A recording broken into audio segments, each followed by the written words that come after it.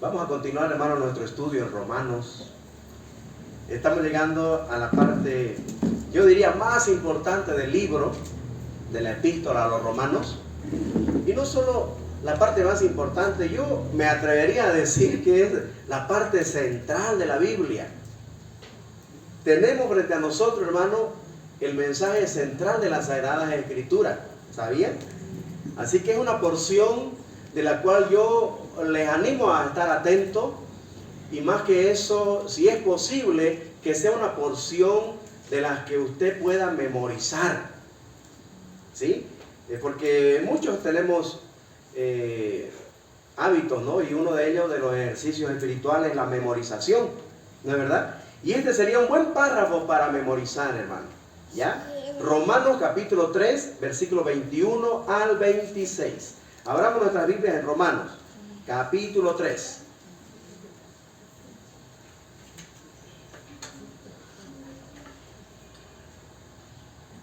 Romanos 3. Recuerden que hasta el capítulo 20, el capítulo 3, versículo 20, hemos estado considerando, hermano, lo que es el Evangelio, lo que hace el Evangelio en la persona que cree, ¿no? Y las personas que necesitan el Evangelio. ¿Para quiénes es el Evangelio?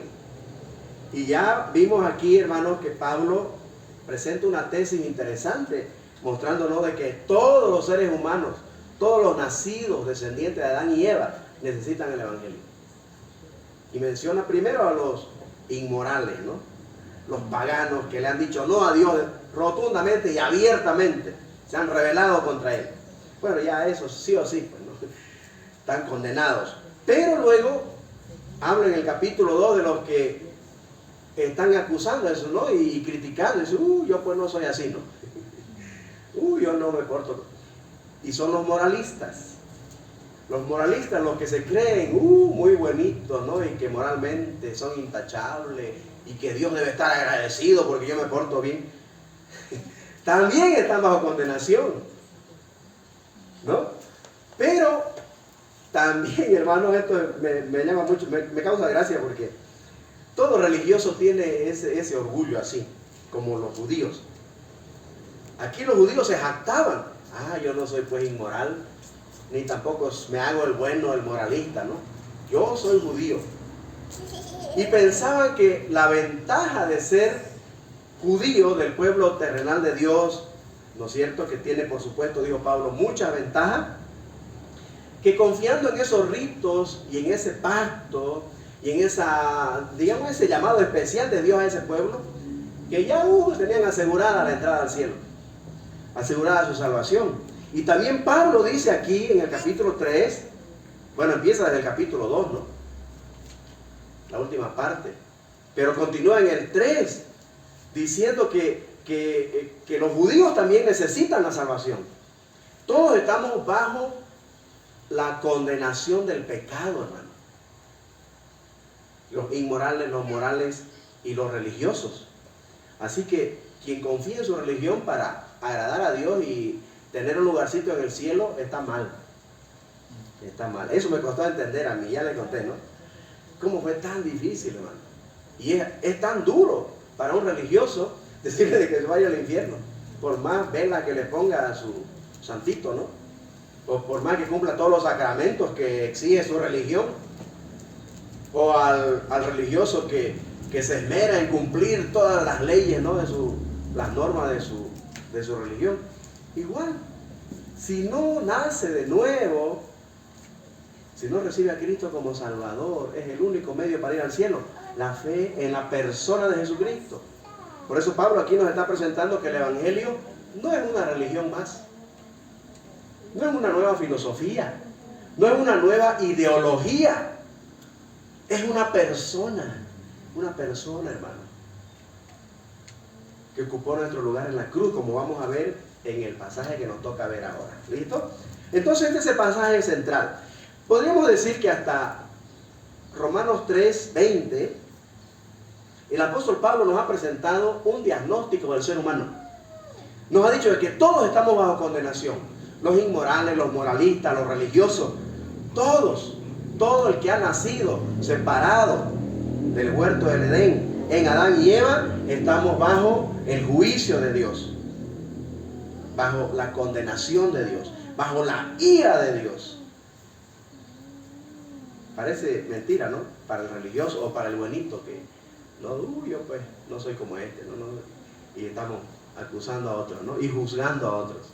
No, pues yo no me porto así, ¿no? Igual todos. Entonces, después de ese diagnóstico, mire, hermano, yo diría el remedio, ¿no? La receta que Dios tiene para esa condición perdida del ser humano. Capítulo 3, verso 21. Lo vamos a leer de nuevo. Yo lo voy a leer hasta el 26. Dice, pero ahora. Me encanta cuando hay un pero. Esa frase conectiva siempre va a hacer una comparación. Bueno, así es la situación, parece que no hay solución para el hombre, pero, dice, ¿no? Eso te da expectativa de una buena noticia, ¿no? Hay algo que nos va a comunicar. Y dice, pero ahora, aparte de la ley que nos muestra que somos pecadores y estamos bajo condenación, dice, se ha manifestado la justicia de Dios. Para subrayar, hermano, el tema de ahora, la justicia de Dios. Frente a la condenación del ser humano, frente a la separación del ser humano de su Creador, ahora se manifiesta la justicia de Dios. ¿De qué se trata? Dice, esta justicia es testificada por la ley y por los profetas primero. La justicia de Dios por medio de la fe en Jesucristo para todos los que creen en Él, porque no hay diferencia, versículo que usted lo sabe, por cuanto todos pecaron y están destituidos de la gloria de Dios, siendo justificados gratuitamente por su gracia, mediante la redención que es en Cristo Jesús, a quien Dios puso como propiciación por medio de la fe en su sangre, para manifestar su justicia a causa de haber pasado por alto en su paciencia los pecados pasados. Y termina esta parte diciendo, con la mira de manifestar en este tiempo su justicia, a fin de que Él sea el justo y el que justifica al que es de la fe de Jesús. Y empieza otro tema, la fe. Pero vamos a centrarnos en la justicia de Dios ahora, ¿ok? Bueno, hermanos, les decía que hasta aquí pareciera que realmente la condición del hombre es perdida, ¿no? Y no hay solución. La ley solamente vino para mostrarnos que soy pecador, para mostrar mis fallas, pero no tiene la capacidad, la ley, de no hacerme pecar, por ejemplo, o de solucionar mi problema de pecado. La ley solo vino para decirme que soy pecador y mostrarme quién tiene la solución. La ley no tiene la solución. La ley no salva. Las obras de la ley, Pablo dice, hemos estudiado ya, ¿no? Dice que por las obras de la ley ningún ser humano será justificado delante de Él. Así que entramos al tema central, hermano, del Evangelio. La justicia de Dios revelada. Dios ha revelado, hermano, una forma como nosotros podemos solucionar este problema de separación, de muerte espiritual. ¿Sí? La revelación de la justicia de Dios. Entonces, la ley nos mostró que no hay justo, que todos estamos bajo condenación. Nadie alcanza el estándar de Dios, santo, justo, como Él. Entonces, dice por ejemplo, Génesis 2:17, la advertencia del Señor, si usted recuerda, le dijo, de todos los árboles del huerto pueden comer, menos de este. El día que Él comiera, le dijo, ciertamente morirás. Exactamente, morirás. Y esa palabra significa, hermano, separación. La muerte significa separación. Cuando Adán y Eva desobedecieron, inmediatamente se dieron cuenta que Dios y su gloria había desaparecido. Se había separado de ellos.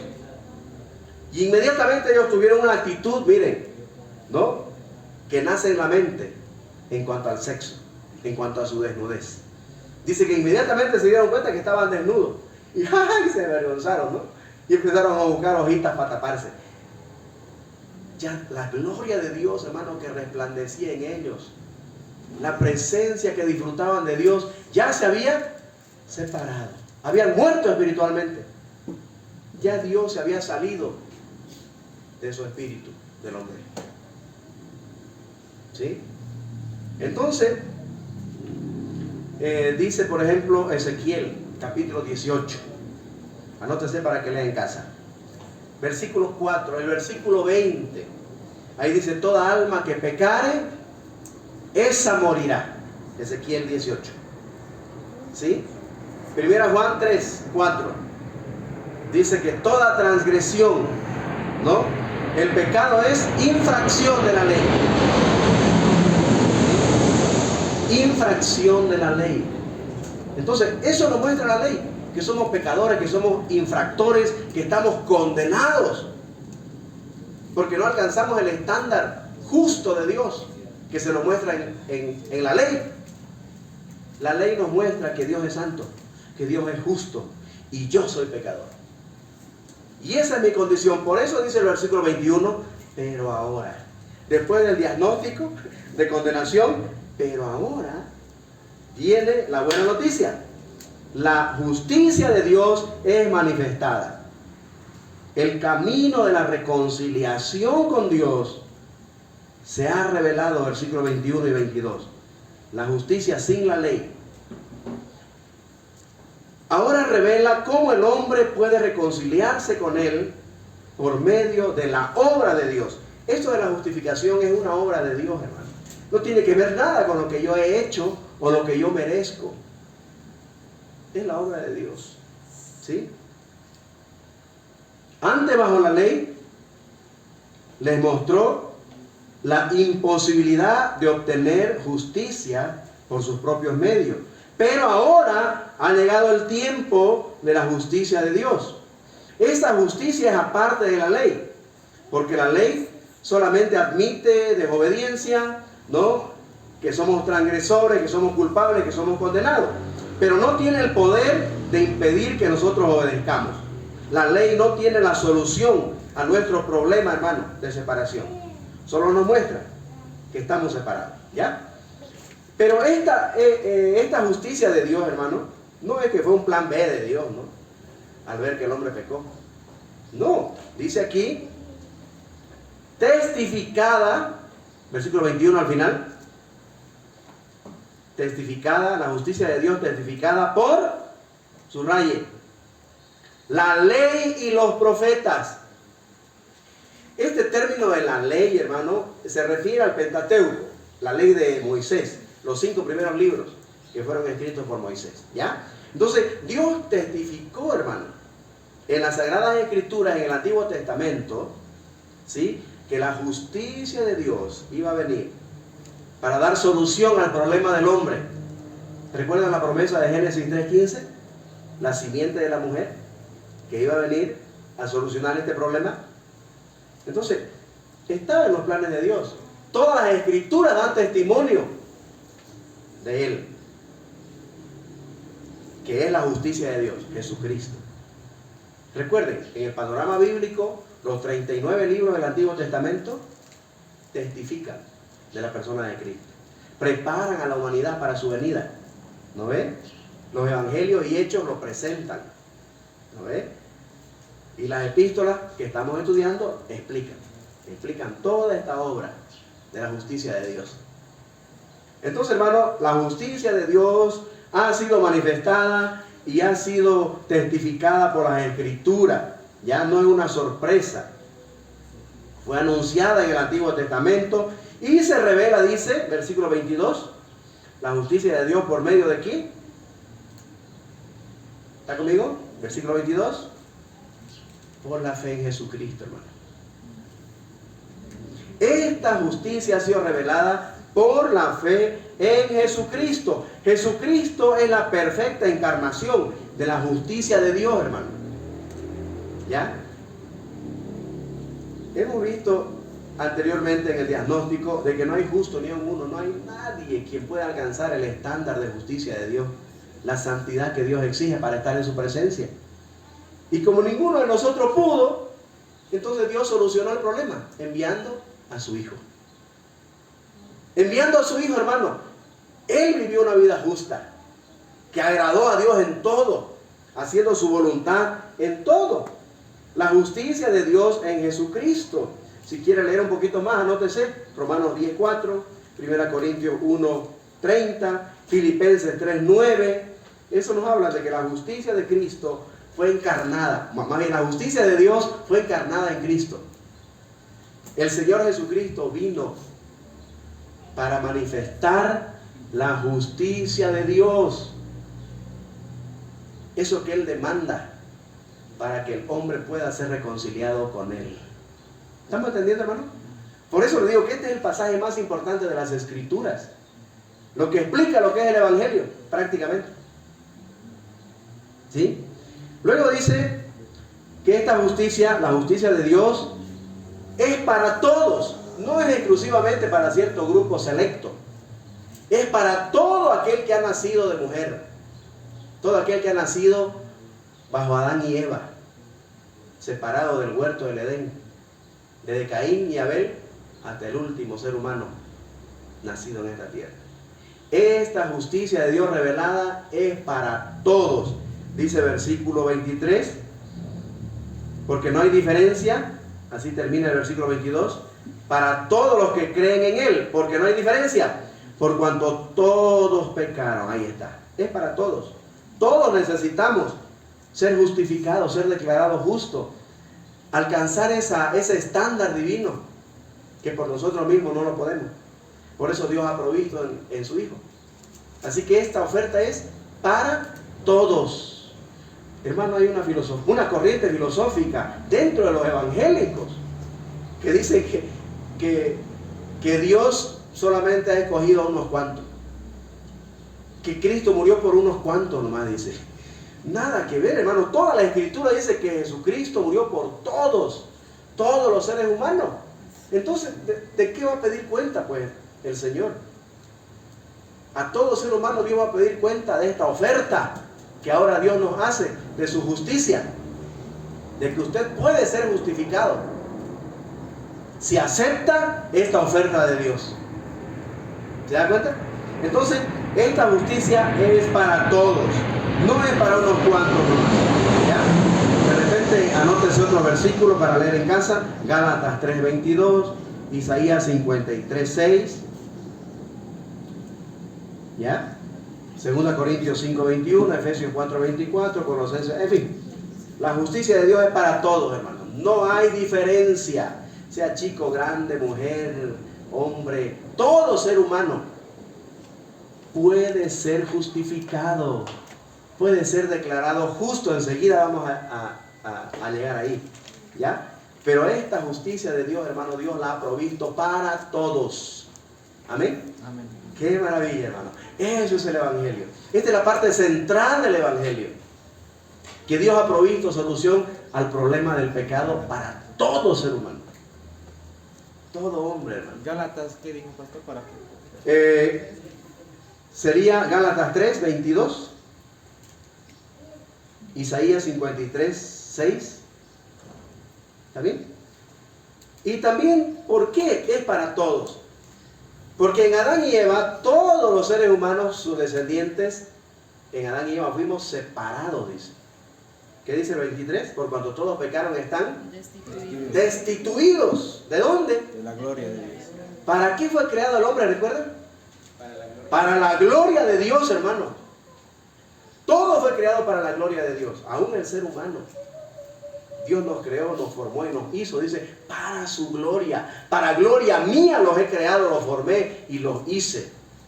Pero el hombre, pues, ya hemos aprendido, ¿no? Que he estudiado de que decidió buscar su propia gloria.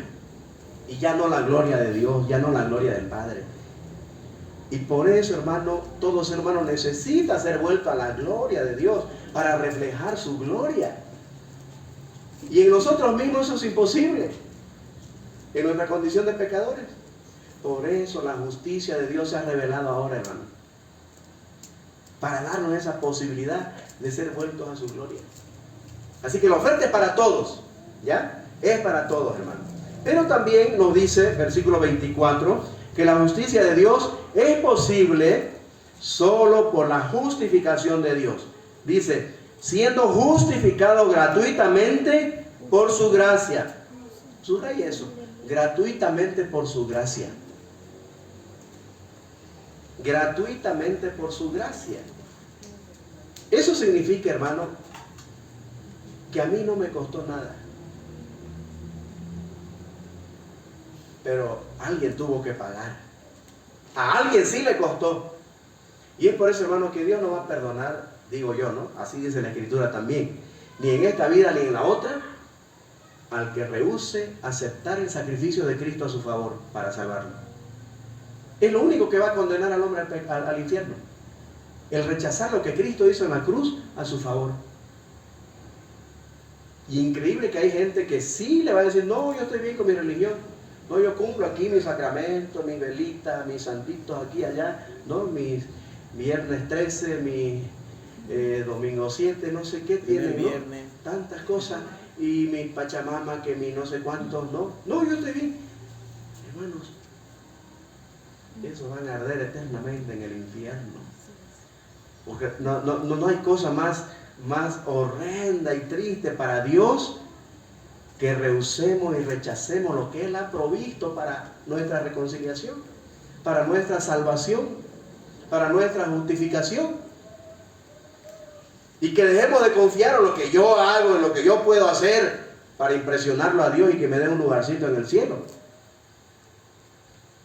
¿Se da cuenta? Hermano, la justificación del pecador es por la gracia de Dios, nada más. Es por la gracia. Obviamente la respuesta nuestra ya es fe. Aceptar por la fe lo que Él hizo a mi favor. ¿Sí? Y disfrutarlo. Aceptarlo y disfrutarlo. ¿Ok? Entonces, la justicia de Dios es posible solo por la justificación de Dios. Es un don gratuito de Dios. No se lo gana. Es solo por la gracia de Dios. Por medio de la fe. ¿Ya? Y es solo a través de la redención que es en Cristo Jesús. Dice el 24.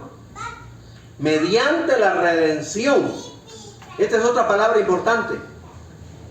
Redención, anótenla, subrayenla ahí. Redención, ¿qué quiere decir redimir? Tiene que ver, hermano, con pagar un precio para rescatar y liberar. La palabra es usada en la cultura de la venta de esclavos, de un mercado de esclavos. Antiguamente se comercializaba a la gente, ¿no? Como esclavos. Y tenía que ver con pagar un precio, seleccionar al esclavo, ¿no? Y sacarlo de la carceleta y llevárselo.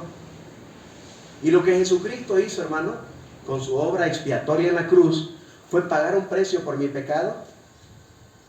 La paga del pecado es muerte. Él murió mi muerte, hermano. Él pagó, canceló todo por mí. Y luego me sacó, me libertó, pagando un alto precio. Eso es redención. Él me adquirió para sí.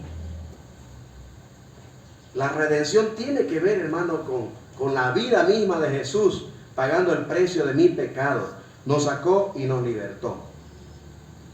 La justicia de Dios es por el acto de la propiciación, dice el versículo 25.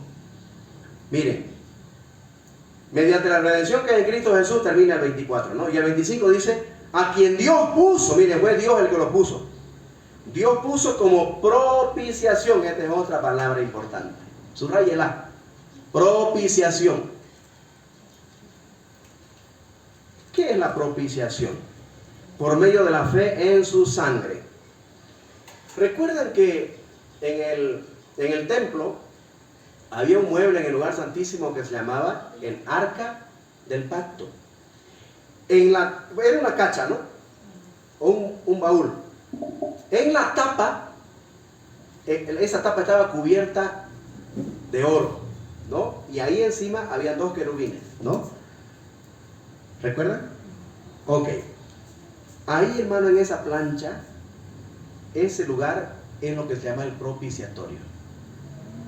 ¿Qué pasaba ahí? Que el sumo sacerdote, una vez al año, traía la sangre del sacrificio, ¿no? La expiación por el pueblo, y la derramaba ahí, en nombre de todo el pueblo.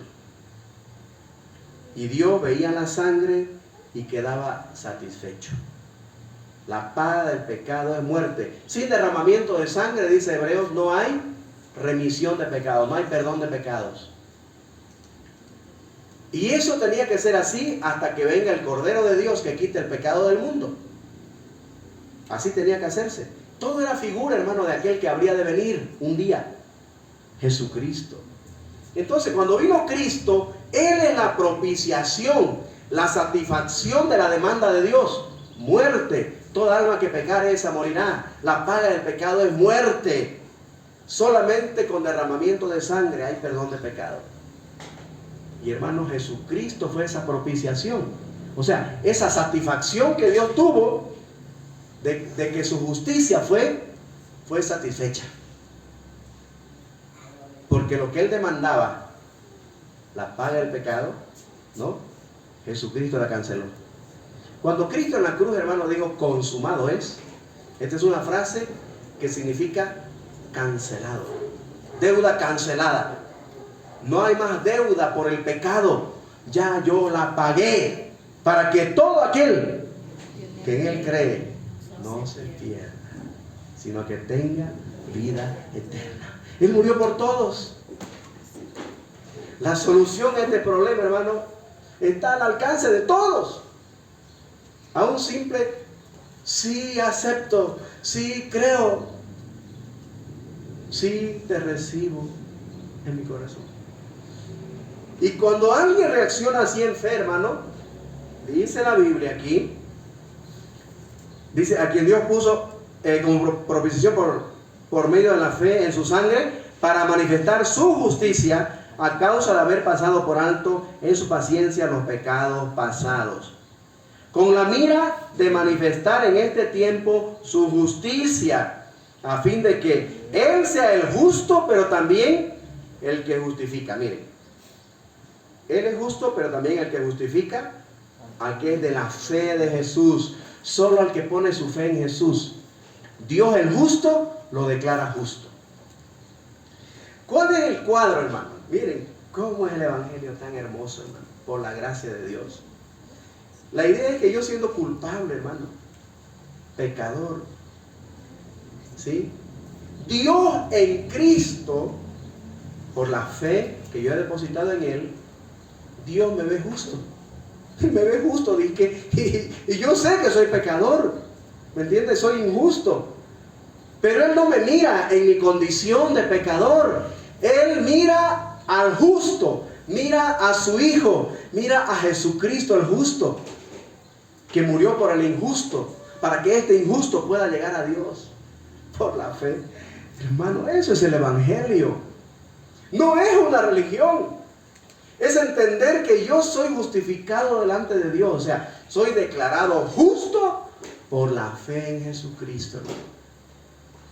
No por lo que yo pude alcanzar o hacer, sino por lo que Jesucristo hizo y alcanzó a mi favor. El pecador que viene a Cristo por la fe, hermano, es declarado justo. Es declarado justo. Y es justificado delante de Dios. El justo nos justifica. Entonces, la justicia de Dios es por el acto de la propiciación. La justicia de Dios tiene este propósito, de que el justo sea el que justifique al impío, el que declare justo al pecador que deposita su fe y su confianza en la persona de Jesucristo. Eso es la justificación, hermano. ¿Ya? Y este es un acto solamente para resaltar la justicia de Dios, hermano. Dios es justo. y me ve y me declara justo si yo he confiado en la obra de Cristo. No en las obras que yo puedo hacer de la ley, no en lo bueno que pueda hacer yo moralmente, porque no lo soy, seamos honestos, no lo soy. Pero sí, Jesucristo lo es. Jesucristo es. Y su justicia es imputada al injusto pecador que deposita su fe y su confianza en su persona y en lo que hizo en la cruz a su favor. Eso es el Evangelio. ¿Qué le parece? ¿Más claro? No hay. Agua. Para que todo aquel que entienda y crea no se pierda y tenga vida eterna. Dichoso aquel que ha entendido, hermano, este mensaje y lo ha aceptado, lo ha recibido, como yo un día, un 12 de noviembre de 1981. No sé desde cuándo, pero todo ser humano necesita tomar una decisión frente a esta verdad de la justificación. Tiene que ser declarado justo por Dios si quiere entrar a su presencia de un Dios justo. En nosotros mismos no podemos. Para eso vino Cristo. Él es la propiciación por nuestros pecados, para que todo aquel que en Él cree no se pierda y sea justificado, sea salvo, sea declarado justo. Demos gracias a Dios, hermano, por la salvación, por la justificación que tenemos en Cristo. Y si no ha sido claro y ahora sí lo entendió, aprópiese, hermano, de esta oferta de Dios de la salvación para entrar al cielo. No hay otro medio, solo la justificación. Oremos. Señor amado, estamos agradecidos por tu palabra, agradecidos